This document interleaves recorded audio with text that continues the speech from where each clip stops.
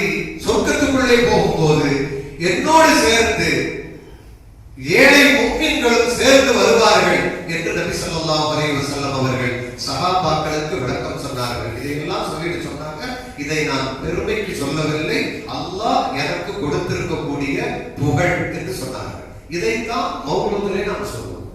மௌலூதிலே என்ன சொல்லுகிறோம்? அது இப்ப எல்லாம் எப்படி ஆயிடுச்சுன்னா வெறும் வைத்து மட்டும்தான் படிக்கிறது. அந்த ஹிகாயத்தை கொண்டு இருக்கு, அது காணாம போயிடுச்சு. முன்பெல்லாம் செய்வாங்க, அந்த ஹிகாயத்தை படிச்சு அது கொடுக்கிற சல்லா சொல்லி பின்னதான் ஓடுவது. இப்ப நடம் ஓடுவது, ஓட்டம் ஓடுவது, நிக்கிரம் ஓடுவது, படுக்கிறோம். எத்தனை பேர் வந்துருச்சு. நடம் ஓடுவதுன்னா ஹிகாயத்தை படிக்காம அப்படியே நடந்துட்டே போறோம். ஹிகாயத்தை படிக்கிறோம், படிச்சாதான் அந்த மௌலத்துல என்ன ஓதப்பட்டிருக்கிறது என்பது நமக்கு தெரியும். அதிலே வரும், அந்த ஹிகாயத்துல எடுத்தோம்னா வரும்.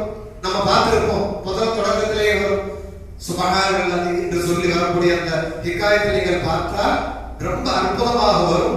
இன்னொரு இடத்துல வரும், ரொம்ப வார்த்தை நயமாக இருக்கும். நபியை விட அம்ஜத அஹ்மத ரொம்ப பெருமைக்குரியவர், புகழுக்குரியவர், மதிப்புக்குரியவர் நபியை விட யாருமே இல்லை என்ற வாசகங்கள் ஒரு பைத்து வரும்.